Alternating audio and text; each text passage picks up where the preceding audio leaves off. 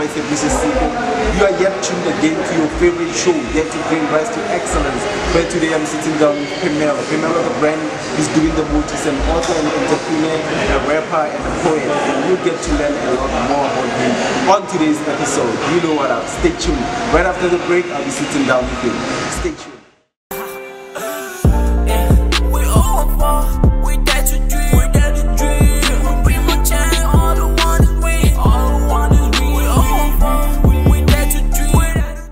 What up, good people? As I have told you before the break that I'll be featuring Phemelo, who's doing the most with his life. He's a rapper, he's an author.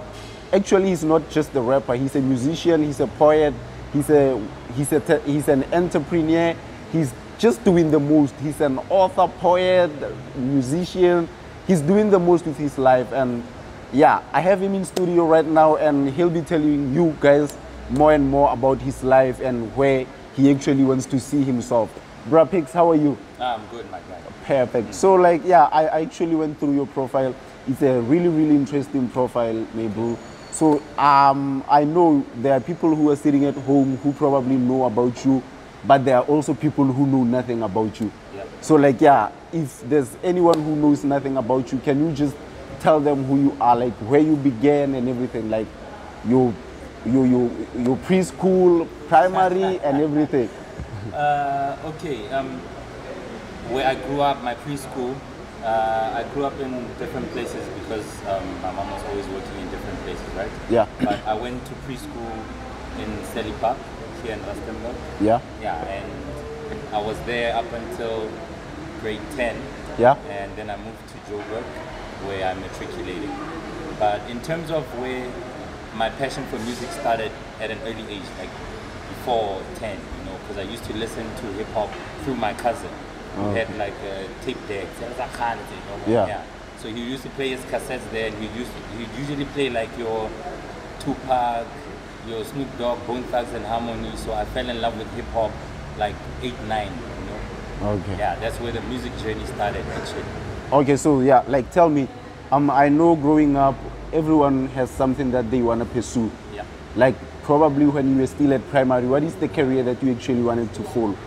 Like take me through your academical background. Because I was always good at public speaking. Yeah. Whenever they'll tell you do a presentation, I'd jump at the opportunity to do that. Yeah. So I then wanted to become a lawyer. Yeah. Yeah. So I always had a passion for talking in front of people. You know, I had a passion for relating to people. So I used to watch Law and Order, and that inspired me to want to become a lawyer. But then as time went by, I could see that maybe I could touch people by doing the same thing, by doing public speaking through music. Okay. You know, and change people's lives by using words on beats or doing poetry, but like portraying a message that actually means something. Yeah. Yeah. So yeah, tell me, right after you matric, did you either go to a university? I went to law school. You went to law school? Yes, at UJ. So you are, I'm sitting with a lawyer? No. Or what happened to your university? Here I am, second year doing law, right? Yeah. And halfway through it, I had to drop out of school. Not because of money, but because I got into trouble and I couldn't continue doing my studies because of that. Okay. Then, yeah. Okay, so would you say growing up you were one of those naughty guys like back in school, or perhaps? Well, it depends what naughty is to an individual. Yeah. Because obviously going to a Christian school, when you start posing questions of the status quo, you don't like what's actually happening, and their mentality of the majority, they see you as someone who's becoming very radical, like, this guy is now questioning his teacher on why is Christianity the way that it is. Yeah. You know, so I pose those types of questions, like, why do we have to follow the Catholic religion? Yeah. And then they see you as like, this guy doesn't want to follow rules, so you're radical. So you become a target at school. That's the actual reason why, like at grade 8, I had to leave the school, because I was actually expelled from it. Oh wow! So like, tell me about the society that you grew up in.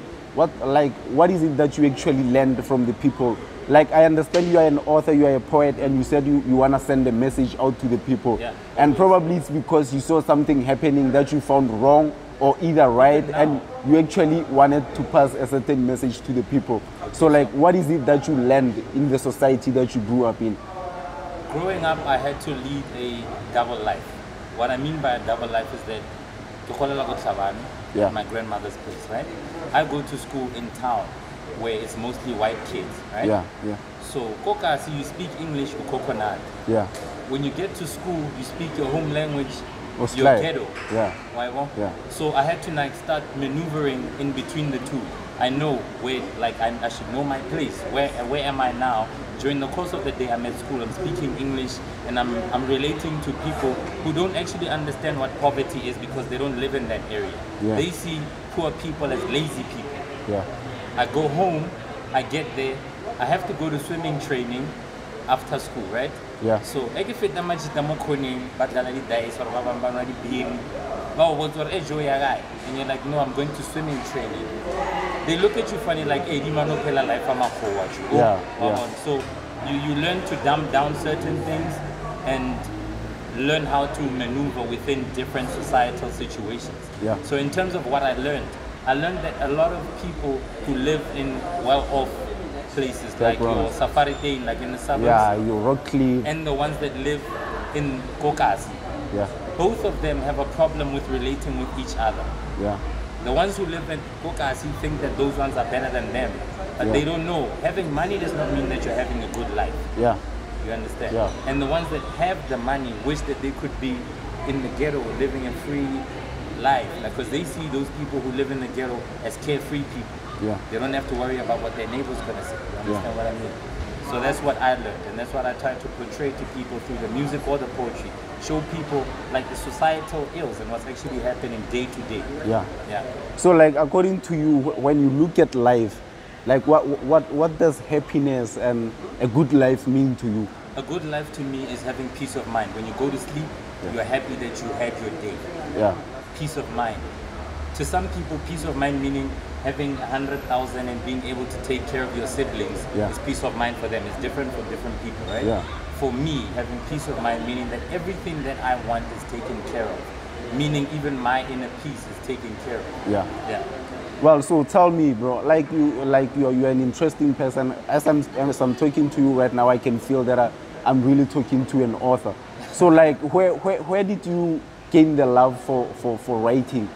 The love for writing came from primary school when they said we should come to class and bring a poem that was written by any author that you know. Yeah. So usually people, when they think poetry, they thought of Shakespeare, right? Yeah. So when I was at home, I used to like jotting down things. It's either in a taxi or at home or whatever. So I thought, okay, why don't I just take one of these things and go and share it with people because this is my poetry. Yeah. And the love came from there. When I saw the reception, when I was reciting my poem in class and how they reacted to that, I saw that, okay, this is something that I could actually do because they thought that I got that from some book and it was my thoughts on paper. You understand? So like whatever the feedback you got, it wasn't a credit for somebody else, it was a credit for you. Yeah. So yeah, well, so you started there in primary. Yes. So you somebody that I could say you've always been smart. No, not really smart. I've always had a knack for words. That's it, yeah. Yeah, so tell me, do you perhaps have a book of your own or anything so far? Yes. Currently, I'm writing my second anthology, which is going to be entitled Picture Perfect Poetry, right? Yeah. But I have a book that I have published already, which was called Tears and Laughter. Tears and Love. Yeah, it was published when I was 21. 21. Yeah, at the time, no publisher wanted to publish my book for the mere fact that they thought that I did not have enough life experience. Okay. So you come to a publisher with a manuscript and you're like, hey guys, I want to publish an anthology. They look at you like, hey, where have you been? Who would want to read your book? What do you have to teach us? So there is someone who actually did believe in me, which was my mother, and the other person was Lesego Modisele, who also became my sponsor for the book. Yeah. So like, take us through the process of publishing a book. What is it that you need to do? Perhaps there's somebody sitting at home and has a love for writing, and they feel like they want to learn something from you. What is it that you can teach them? If you want to publish a book, you firstly need to believe in what you're actually writing. Don't write a book because you see people are authors out there. It's like people who are musicians. They just see the face value of what Beyonce is doing. I have a voice like hers, but they don't know what comes with being a performer or what comes with being an author. Yeah. So if you have a passion for writing, write down your thoughts. And if you are a writer, you also need to be a reader. Yeah. You can't write, but you don't read, and you want people to read your book. Yeah. You understand? And have patience. Yeah. That's the most important thing, because you're gonna go to a lot of people, knock on many doors, and you're gonna get a no. But for me, a no was next opportunity. That's what it stood for. It was an acronym for me. Yeah. Yeah. Wow, that's beautiful. Well, viewers, I hope you are inspired, because I'm also inspired. Sitting at the seat that I am right now, I'm actually learning a lot from this guy, and I'm also inspired by the story of his life, and I also love the way he attacks things. So like, let's quickly rush to a water break, and then we'll come back and unfold more and more about his life. Stay tuned. Yo, this is your boy Ricky Rick, and we're out here at the Maftown Heights Creative Community Workshop. Check it out on New TV. Viewers at home, welcome back to your favorite show, and I'm still seated with your boy Phemelo, who's doing the most. And yeah, we about to unfold more and more and more about his life. So, my guy, yeah, I understand you are a poet, a musician, an author, and all that you are. Yeah. So, like, how do you balance the workflow around everything that you're doing? Everybody's given 24 hours. Yeah. People who complain about not getting enough done, it's either they wake up too late or they go to bed too early. Yeah. You understand? So I make it a point that in a day I only sleep 4 hours. If you sleep 4 hours a day, you have 20 hours to do whatever it is that you need to do. Yeah. So one of the things that I do upon waking up, I know a lot of people will say they pray and whatever, and meditate.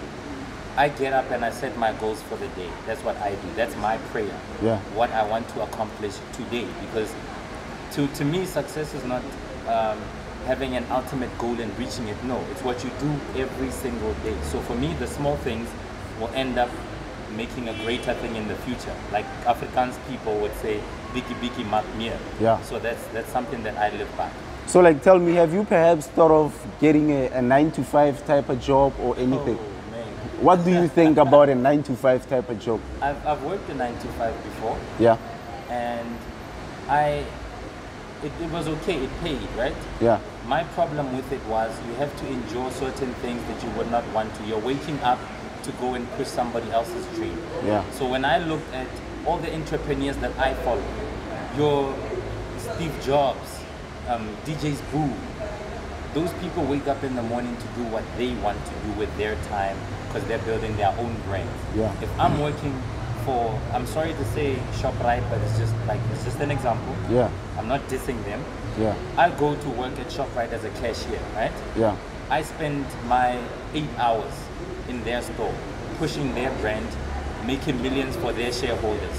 If I spend the same 8 hours in a year pushing what I want and what I want to achieve, then it's going to build something for my kids, because you cannot leave your job for your child. If you die today and you're working for ShopRite, your child cannot come in and take your place. Yeah.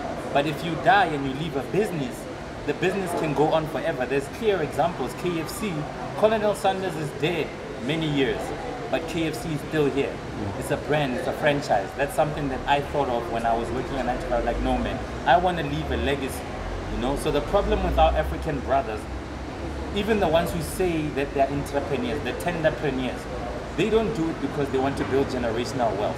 They're doing to get money now, to go and floss in that Range Rover, to come to Kings and Queens and buy that bottle that cost 8,000. But when they die, their kids don't get anything because the tender that they got is not generational wealth. It's money that they were spending now. Yeah. You understand? Yeah. But I want to work for generational wealth. That's what I thought. The brand, hashtag Phemelo, the brand, even if I die, it's going to continue. Yeah.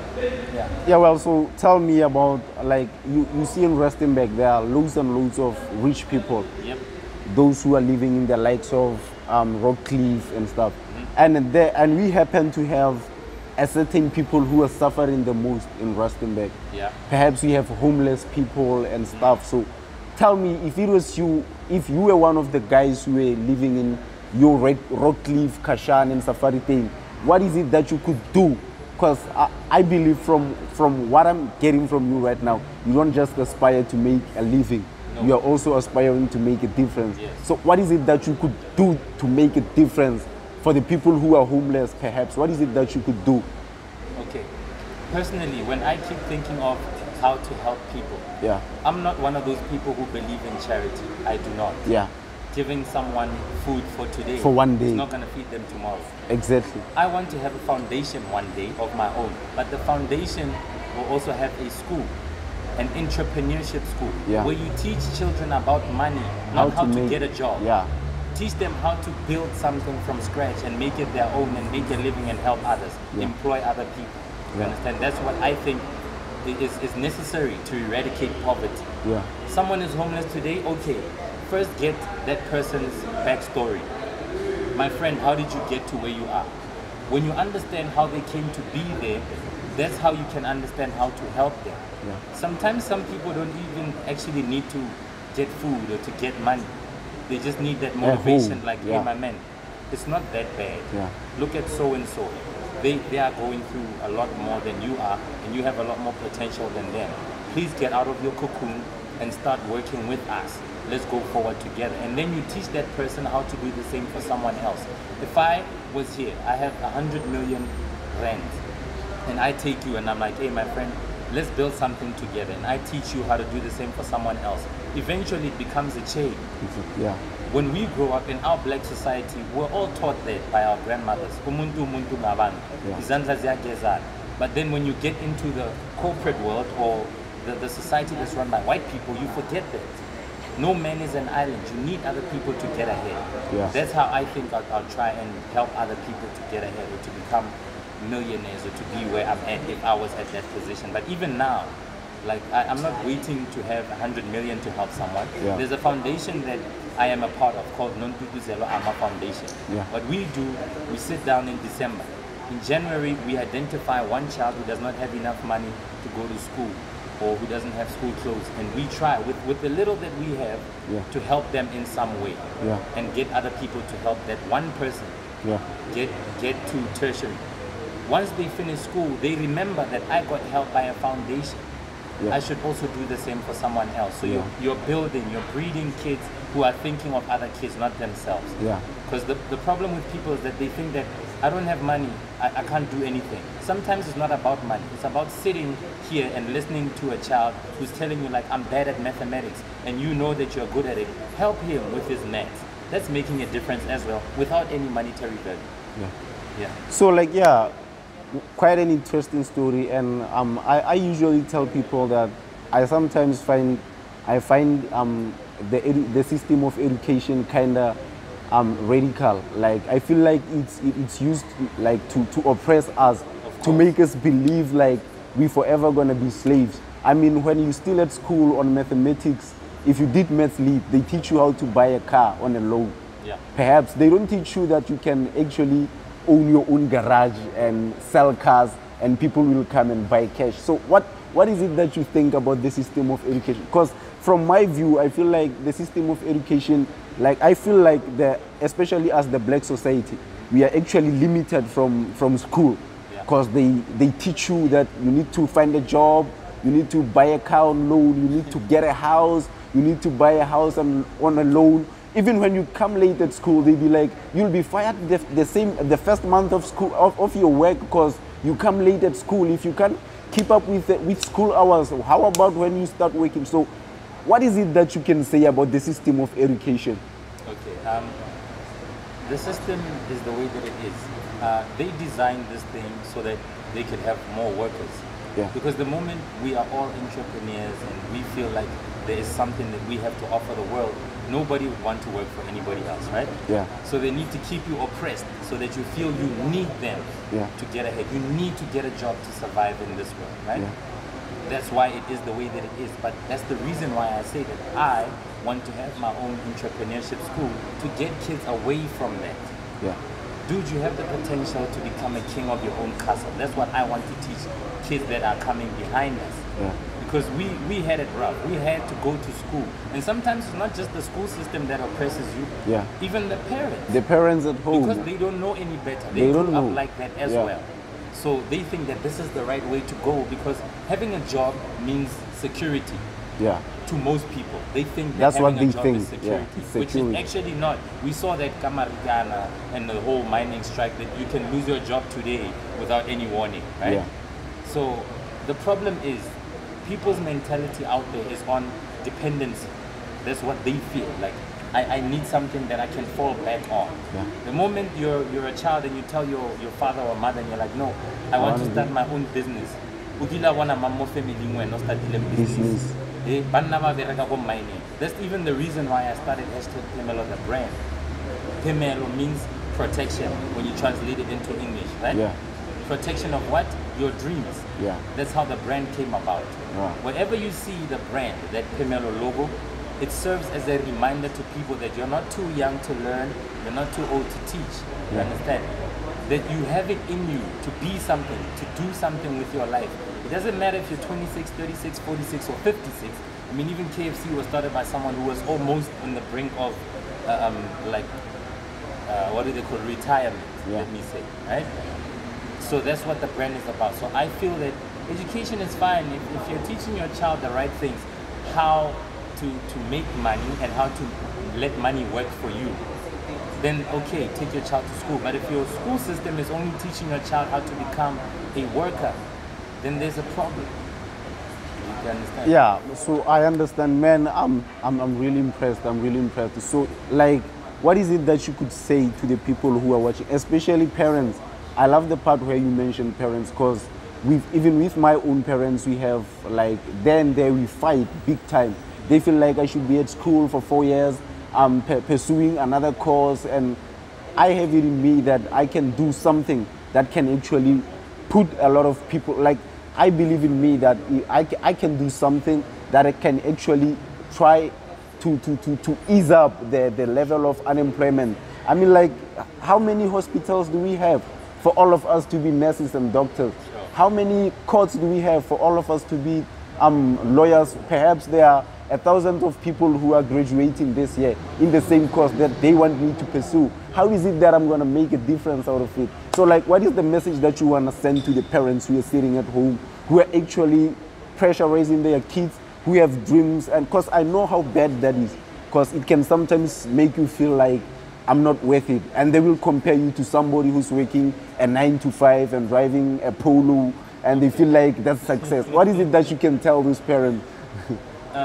If Olomutsadi out there, the first thing that I want to tell you now is please stop comparing. Yeah. Even the kids at home, because that's the first place that they start. Yeah. Bona abuta go gona nong gore o nkutlweletse ga nna gola bona o bereka kae lo. I get. Yeah. You're not the same as your brother. Yeah. You have something different to offer the world. Your brother had something different to offer. Yeah. To parents out there, because I'm a parent myself. If you're comparing kids at home, Yeah.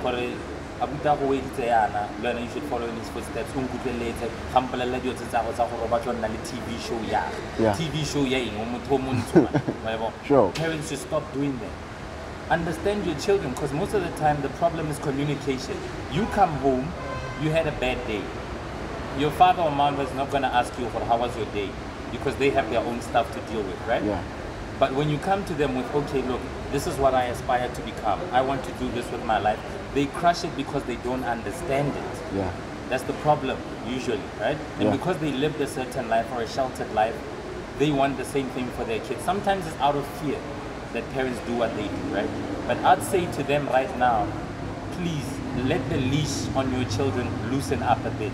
Yeah. Because you might be surprised. A lot of the people who are big in this world, your Steve Jobs and the likes of them, who did great things with their lives, your Harrison Fords, they had the same problem with the parents that they had, were against what they were doing. Yeah. But because they had the self-determination to progress, tomorrow the same parents who said they were shutting down their dream are the ones who brag to their friends like, yeah, no one gonna let TV.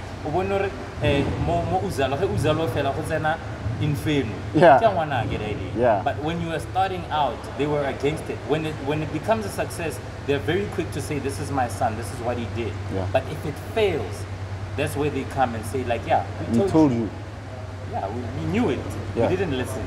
You understand? So the first thing I'd say is try and listen to your kids.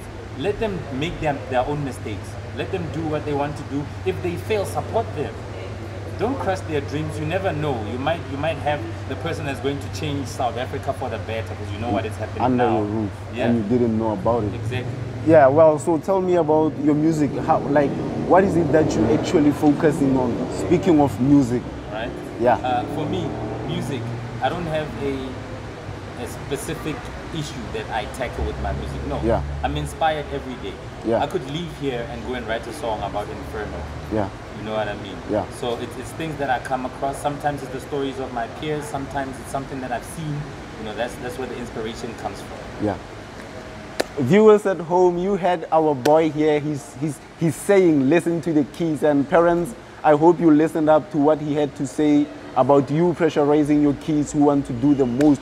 Because he says you may be having the next Steve Jobs under your roof and you're busy telling them they are not good enough. So let's quickly rush to a break and then get to unfold a lot more about this interesting guy. Ciao. This is Casper University, the new age dog Tshepiso, and you are watching New Inferno TV. Keep it locked. Viewers at home, welcome back to your favorite show, and I'm still seated with your boy Phemelo. So Phemelo, we've spoken a lot about what you do. Yeah. So like, tell us about your music. How many singles do you have, or perhaps do you have an album? And currently, no, I don't have an album. Yeah. It's still in the pipeline. Yeah. And we're working on an EP that's gonna come out at the end of this month, which Yeah. is February. I have one single that came out a couple of days ago called Heartbreak. And because now it's February, it's the month of love, right? Yeah. Hence we did the theme of love on the EP. Yeah. So the single is called Heartbreak. It was inspired by true events yeah. and a bit of fiction. Okay, so like, tell me about you. There are some stuff that I've seen on your profile. Yes. Now I want you to sell yourself. Have you perhaps been nominated on any awards and stuff? Like, take us through your music career and everything that you've been nominated at, and people you've worked with, people you've shared stages with. Okay. I've been the South African State Theatre Poet of the Year. Yeah. At the National Youth Expressions Festival, which happened in 2013. I've published my own book. Yeah. I've been on stages with your Ricky Rick, Nasty C, DJ PH, local acts also. They're not local to me they're big people. Yeah. Like Toto, Impact, Nazonge. I've Yeah. shared stages with those people, yeah. And my brand, in essence as well, hashtag Phemelo, the brand, has cell phone stickers, t-shirts, caps, which we are pushing on a daily. Like, that's bigger than I thought it would ever be. Yeah. Right? And with the music, man, we're just thinking of like pushing even harder, you know, because I feel like I'm unlike anyone. I'm not just an artist, I am art, because if you put me on a stage with poets, I excel. Yeah. You put me on stage with rappers, I excel. Yeah. If you take me to a writers club, I excel. Like, I've been at the National Literary Festival, which was held in Cape Town, and I was the youngest person there, and I was the only black guy there. Yeah. Which for me, I felt like, I mean, hey, if these guys from Cape Town can recognize a small township boy from Rustenburg and feel like he's good at writing, Yeah. then the world is my oyster, man. The sky's not the limit for me, the galaxy is. Yeah. Yeah. And I also came across you being a champion of pop bottles, or Oh yeah, like yeah. Yeah, man. Hey, you did your research. yeah. Yeah, 2018 I was crowned the hip hop champion for pop bottles. Oh, Yeah. that's pretty good, man. With so much of your profile and stuff, I hope our viewers are sitting at home there and wishing to get something from you. Well, in this show we use a term that's called "a nigga never flies solo." Yep. So like, what is it that you have prepared for our viewers? Do you perhaps have, let's say, a freestyle or a track, or do you have? Look, Is it that you're going to do them both? If it's a freestyle, you can. now and then I'll perform one song. I'll actually perform Heartbreak. Like, this is the album art Yeah. for the single. Okay. Hey yo, These are the rules for swagger and crews who try to test me on the mic, but they get batted and views and let it confuse and rapper you lose. I pick and I choose, then I blow up on the front page news. Ayy, manslaughter, bomb rapper by border. If you try to diss me, your place seats are order, and I'ma deliver it the Sunday pizza straight out the oven. Japanese pizza, Totika pizza, Cascandija. You're not hot enough for Let's Marica. Thank you, Inferno. What up? You know what up? Yeah, You the best, man. Thanks. Yeah, viewers at home, like you just had the best out of this guy so far. I can't imagine how the song is so far. So like, let's quickly rush to the break. And I know you can't wait to hear the song, but you know what? Just stay tuned so that you can get to hear the song right after the break. Stay tuned.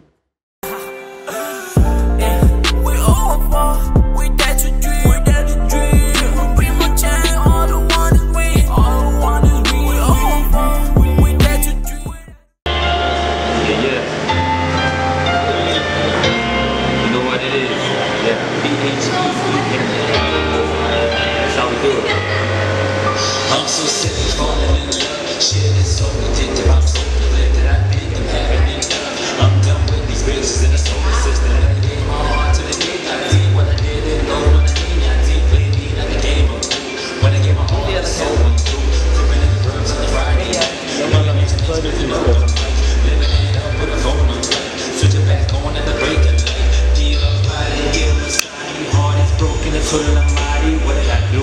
Always stay true. This is so shocking, deep and true. Girl, I'm thinking we should break it, cause it would be better.